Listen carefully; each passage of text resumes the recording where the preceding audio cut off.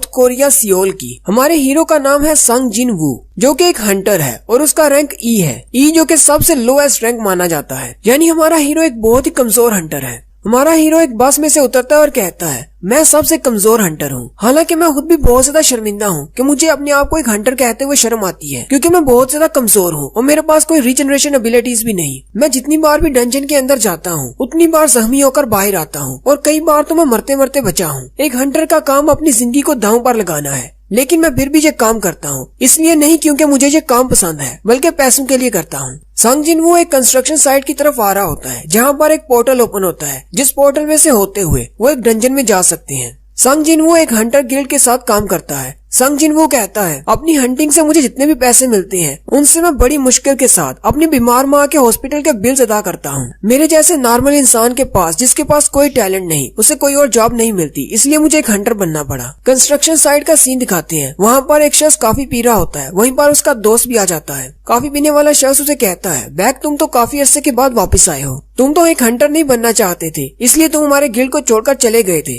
बाक उसे कहता है, असल में मेरी बीवी प्रेग्नेंट है, हमारे यहाँ दूसरा बेटा होने वाला है, इसलिए मुझे पैसों की जरूरत थी। उसका दोस्त उसे कहता है, ज्यादा पैसे कमाने के लिए एक डंजन के अंदर जाकर हंटिंग करने से ज्यादा आसान काम और कोई भी नहीं। बाक उसे कहता है, लेकिन मैं बहुत ज्यादा परेशान हूँ, क्योंकि मैं काफी अरसे से डंजन के अंदर नहीं गया, पता नहीं मेरे स्किल्स काम करेंगे भी या नहीं, कहीं मैं सबसे पीछे न रह जाऊँ। उसी वक्त काफी वाला शख्स पीछे की तरफ देखता है तो संग जिन वो आ रहा होता है। वो उसे कहता है, तुम्हारा शुक्रिया आने के लिए। जबकि बाकी के सारे हंटर भी संग जिन वो को देखकर बहुत ज्यादा खुश होते हैं और उसे कहते हैं, तुम तो वाकई में आज भी आ गए, तुम तो बहुत ही अच्छे लड़के हो। कॉफी वाला शख्स संग जिन वो से कहता है, क्या तुमने खाना खाया? संग जिन वो से कहता है, हाँ मैंने खा लिया, मेरे बारे में इतनी फिक्र करने के लिए आपका शुक्रिया। बाक उस शख्स से पूछता है, ये लड़का कौन है? क्या ये बहुत ही एक्सपीरियंस हंटर है जो सारे लोग इसको देखकर बहुत ज्यादा खुश हैं? वो शख्स हंसना शुरू हो जाता है। बाक से कहता है, तुम्हें नहीं पता, क्योंकि तुम जब छोड़कर गए थे तभी ये लड़का यहाँ पर आया था। इसका निकनेम तुम्हें बताऊं तो तुम भी हंसना शुरू कर दोगे। इसका निकनेम ये है, दुनिया का सबसे कमजोर हंटर, क्योंकि ये यहाँ पर जितने भी हंटर्स हैं उनमें से सबसे ज्यादा कमजोर है।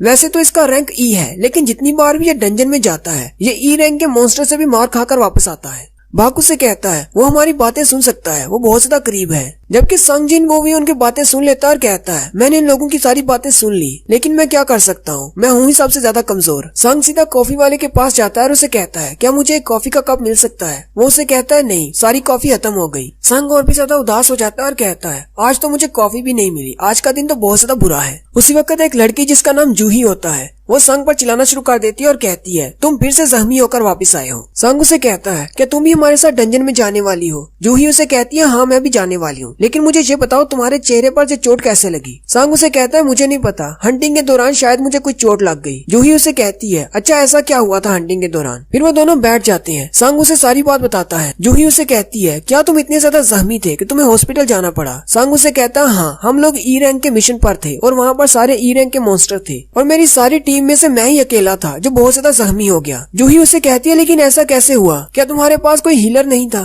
संग उसे कहता है, नहीं, असल में मेरी टीम में सारे ही मुझसे ज्यादा रैंक वाले थे, इसलिए उन्होंने अपने साथ कोई हीलर रखा ही नहीं। जूही उसे कहती है, लेकिन फिर भी उन्हें अपने पास एक हीलर तो रखना ही चाहिए। संग उसे कहता है, कोई बात नहीं, असल में वो लोग ज्यादा स्ट्रॉन्ग नहीं है, मैं ही बहुत ज्यादा कमजोर हूँ। फिर संग खड़ा हो जाता है और जूही से कहता है, मुझे लगता है कि सारी टीम डंजन के अंदर जाने वाली है, चलो हम लोग भी चलते हैं। वो सारे लोग उस पोर्टल के सामने इकट्ठे हो जाते हैं। उनकी टीम को जो शख्स लीड कर रहा होता है उसका नाम मिस्टर सॉन्ग होता है। मिस्टर सॉन्ग उनसे कहते हैं, मुझे नहीं पता कि मुझे ये सब कुछ कहना चाहिए या नहीं, मैं पता नहीं क्वालिफाइड भी हूँ या नहीं, लेकिन इस रेड के लिए मैं तुम्हारा कैप्टन हूँ। एक लीडर की तरह मैं तुम्हारी टीम को लीड करूंगा, तुम सब लोगों को मेरी बात मानना होगी। कॉफी वाला शख्स उसे कहता है, मिस्टर सॉन्ग, आपका रैंक हम सब में से ज्यादा हाई है, इसलिए आप हमारे लीडर बन सकते हैं, हमें इससे कोई मसला नहीं। बाकी के सारे लोग भी बात मान जाते हैं और कहते हैं, ठीक है, आप ही हमारे लीडर हैं। संग जिन वो भी हंसते हुए मिस्टर सॉन्ग से कहता है, डंजन में हमारा भी ख्याल रखिएगा। मिस्टर सॉन्ग इन सब से कहते हैं, चलो फिर सब लोग अंदर चलते हैं। और साथ ही वो संग जिन वो से कहते हैं, प्लीज इस बार जख्मी मत होना, बस हमारे पीछे पीछे रहना।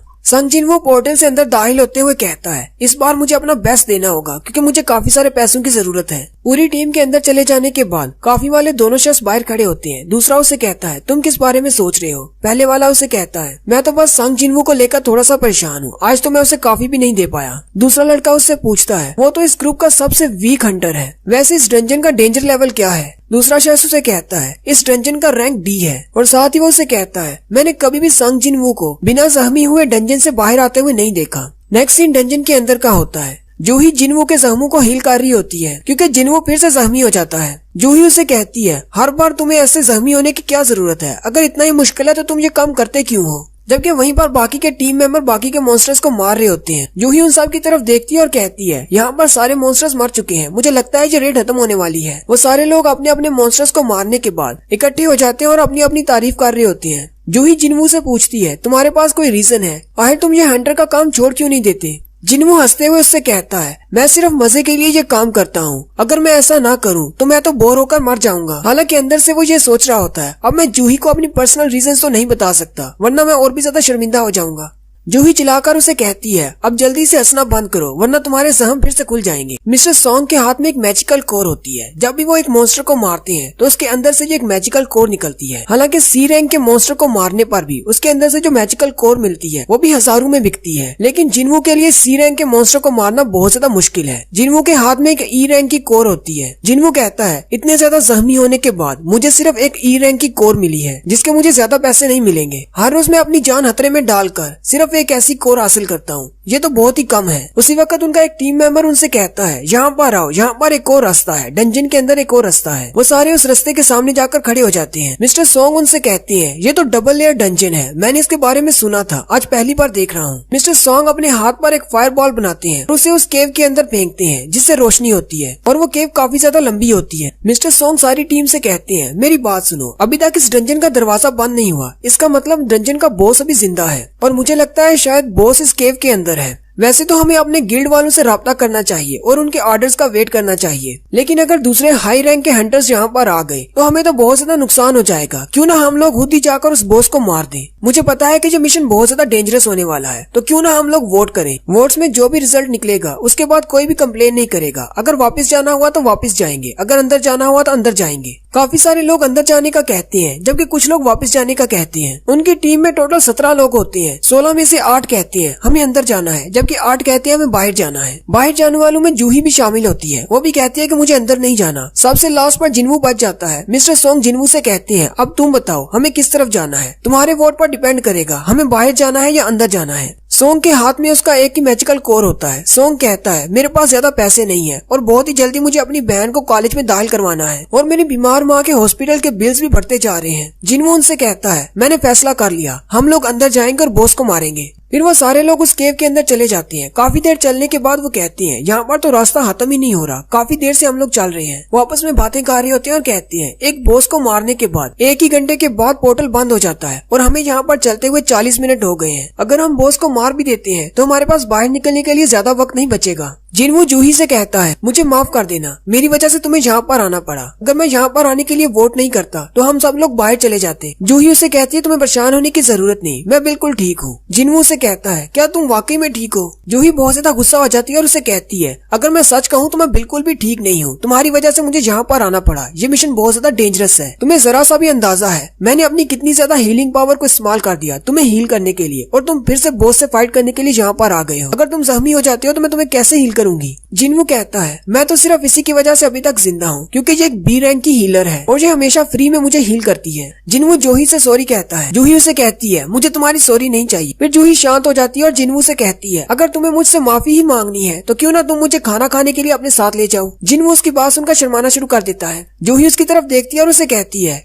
क्या तुम मेरे साथ खाना खाने के लिए नहीं जाओगे? जिन्वू घबरा जाता है और उसे कहता है, नहीं ऐसी बात नहीं है, हम दोनों डंजन से बाहर जाकर जाएंगे। आखिरकार वो सब लोग चलते हुए एंड तक पहुंच जाते हैं। वहाँ पर एक बड़ा सा दरवाजा होता है। मिस्टर सॉन्ग उनसे कहते हैं, मुझे लगता है कि इस दरवाजे के पार बॉस है। वो उस दरवाजे की तरफ देखकर कहते हैं, अगर ये बॉस का रूम है तो ये इतना ज्यादा डेंजरस क्यों नहीं है? यहाँ पर तो बहुत सारे मॉन्स्टर्स होने चाहिए थे। मिस्टर सॉन्ग आगे बढ़ते हैं और दरवाजे को खोलते हुए उनसे कहते हैं, क्या तुम यहाँ पर चल कर आने के बाद खाली हाथ वापस जाना चाहोगे? मिस्टर सॉन्ग उनसे कहते हैं, मुझे लगता है कि हम लोग यहाँ पर आने वाले पहले हंटर है। अगर तुम लोगों को डर लग रहा है तो तुम लोग वापस जा सकते हो, मुझे अगर अकेले जाना पड़ा तो मैं अकेले ही अंदर चला जाऊंगा। सारी टीम वाले बातें करना शुरू कर देते हैं और कहते हैं, मिस्टर सॉन्ग सी रैंक के हंटर हैं और उनके स्किल्स भी बहुत ही अच्छे हैं, हमें उन पर भरोसा करना चाहिए। चलो सब लोग अंदर चलते हैं। मिस्टर सॉन्ग सारे दरवाजे को खोल देते हैं। फिर वो सारे लोग अंदर दाखिल हो जाते हैं। वो लोग जैसे ही अंदर दाखिल होते हैं मिसालें जलना शुरू हो जाती हैं। मिस्टर सॉन्ग उनसे कहते हैं, मैंने कभी पहले ऐसी डंजन नहीं देखी, चलो सारे फैल जाते हैं और आसपास देखते हैं कोई काम की चीज है या नहीं। यहाँ पर देखकर तो नहीं लगता कि काफी अरसे से यहाँ पर कोई आया होगा। वहाँ पर सामने कुर्सी पर एक बड़ा सा स्टैचू होता है, जबकि इर्द गिर्द छोटे स्टैचूज होते हैं। उन स्टैचूज के हाथ में अजीब सी चीजें होती हैं, कईयों के हाथ में वेपन्स होते हैं और कईयों के हाथ में म्यूजिकल इंस्ट्रूमेंट्स। जिनवू उनको देखकर कहता है, यहाँ पर तो बहुत सारे स्टैचूज हैं, ये तो बहुत ज्यादा डरावना लग रहा है। इनको देखकर तो ऐसे लगता है जैसे ये हमें घूर रहे हों। उन सब का ध्यान सेंटर में बैठे हुए बड़े स्टैचू पर पड़ता है। वो कहते हैं ये वाला तो बहुत ही बड़ा है, कहीं ये इन सब का बॉस तो नहीं। मिस्टर सॉन्ग उनसे कहते हैं नहीं, ये बॉस नहीं हो सकता, ये तो सिर्फ एक स्टैचू है। लेकिन बाकी सारे स्टैचूज में से सिर्फ यही एक है जो बहुत बड़ा है। वो सारे एरिया को चेक करने के बाद कहते हैं यहाँ पर तो एक भी मॉन्स्टर नहीं है, ना ही कोई बॉस है, सिर्फ इन स्टैचूज के अलावा कुछ भी नहीं। उसी वक्त मिस्टर सॉन्ग की नजर एक मैजिकल सील पर पड़ती है।